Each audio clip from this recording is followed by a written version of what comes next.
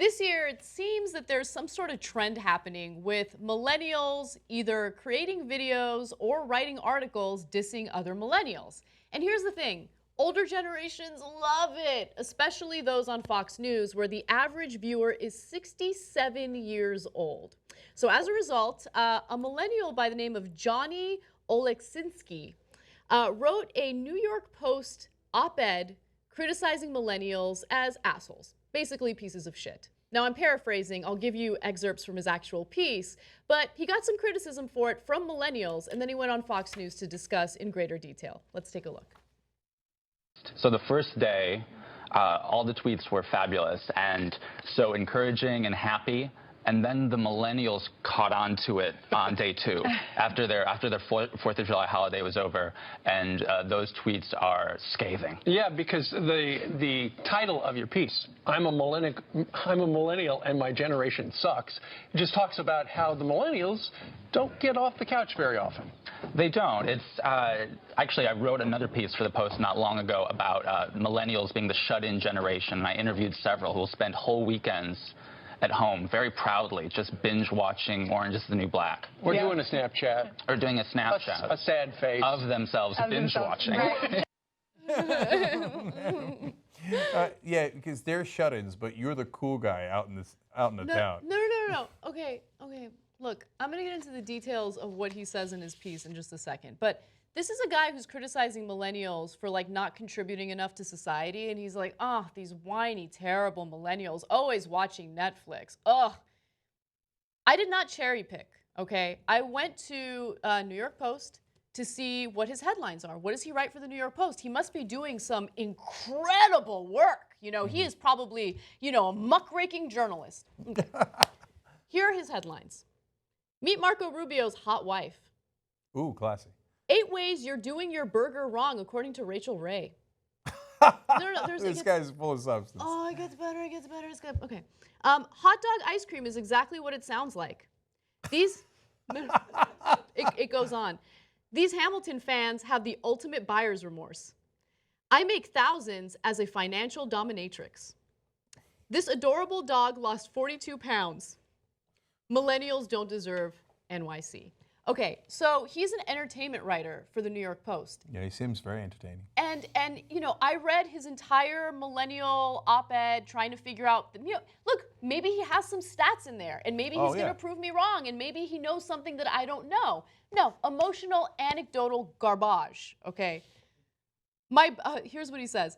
He quotes millennials as saying, my boomer coworkers get paid more and they have no clue what Reddit is, drones the millennial victim as the tiny violin plays. Meanwhile, baby boomers gave us computers, and our major contributions to society are emojis and TV recaps.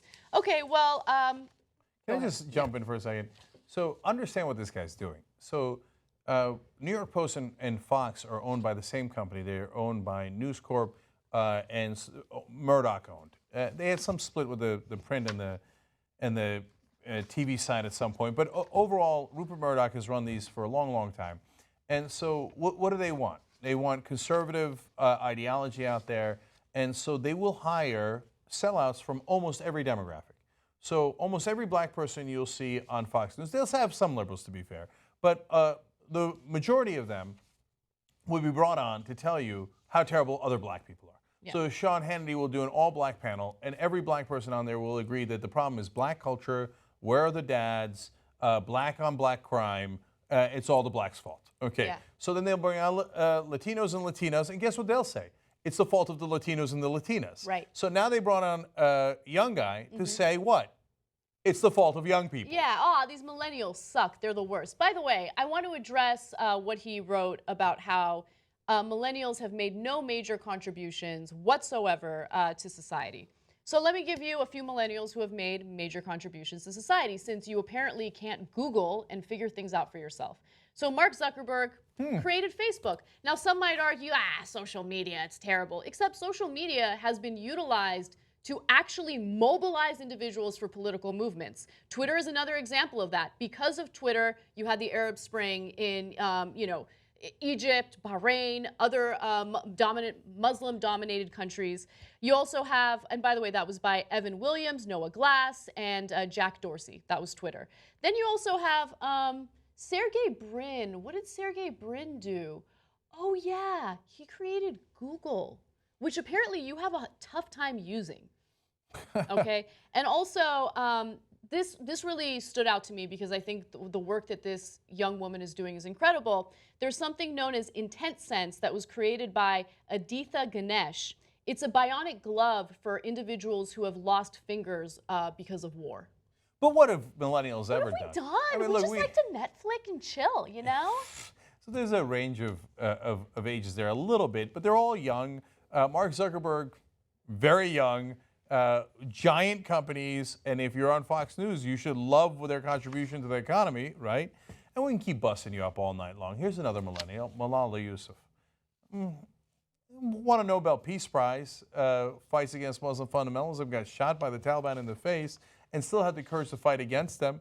But what, she's just probably Netflix and doing Snapchat and emojis, right? No.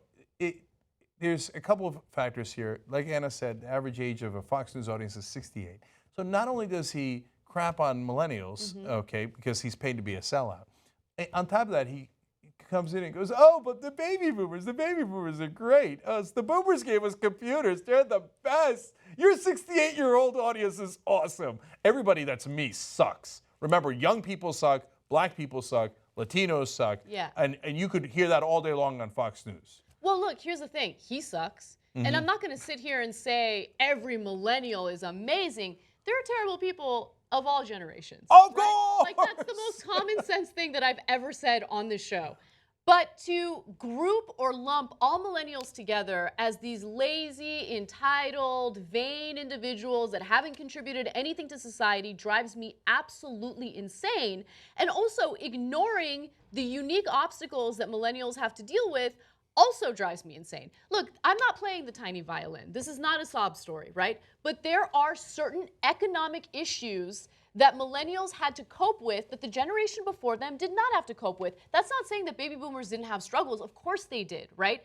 But we are among the first generation to be worse off than our parents. And that's because of the economy that was created by baby boomers. So let me give you more details on that, okay?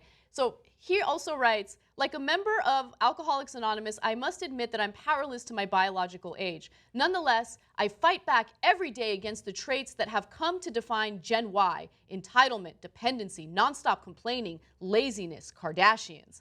My millennial friends want me to be hopelessly nostalgic for the 90s, obsessing over which Saved by the Bell character I'm most like, while ironically purchasing Dunkaroos and Snapchatting my vacant expressions for 43 pals to ignore, or flying home. By the way, he has 43 connections on LinkedIn. I did my research.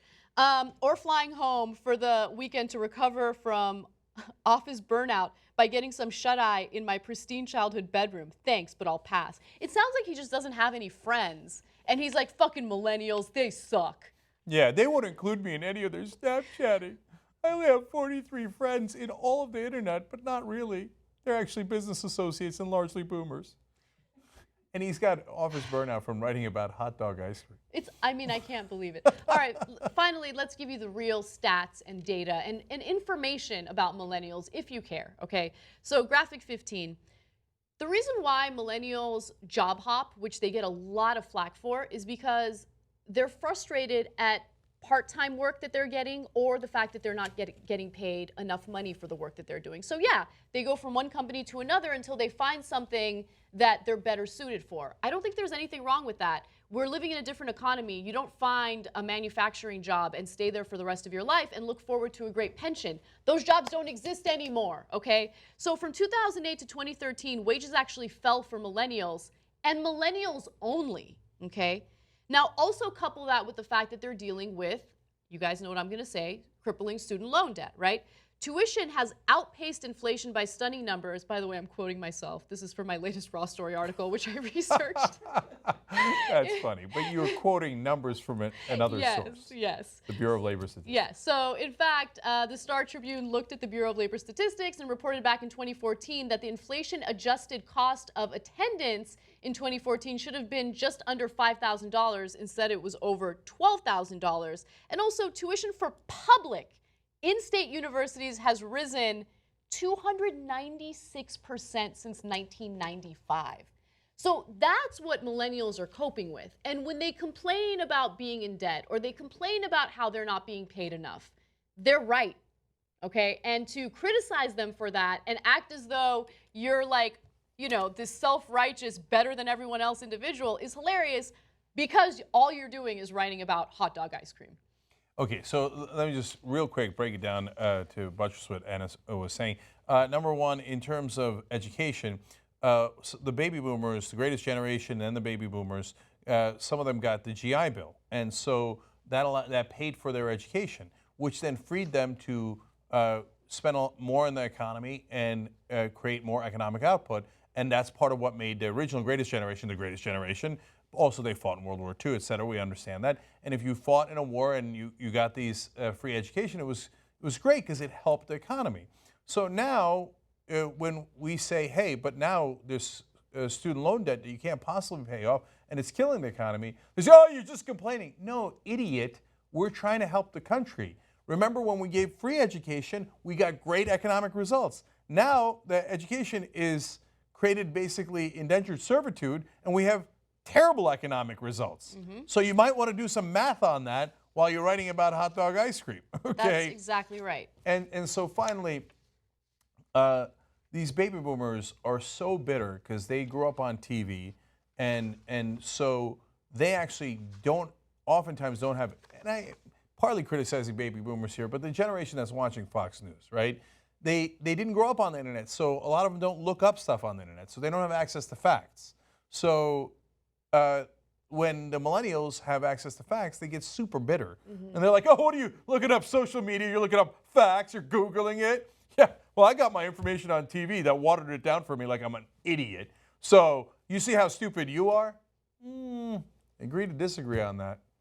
And by the way, one final fact that I want to leave you guys with, because I think it speaks volumes of millennials and how they're not all as entitled as you think they are. So they're dealing with low wages. They're dealing with student loan debt. It's hard to obtain affordable education. But a hefty 84% of millennials made a charitable donation in 2014, and 70% spent at least an hour volunteering. On average, millennials give an annual gift of $481. They prefer donating to children's charities more than any other cause, followed by places of worship and health-related causes. How very entitled of them. Okay. So next time, you know, just do a little research instead of writing an overly emotional piece that just relies on anecdotal evidence.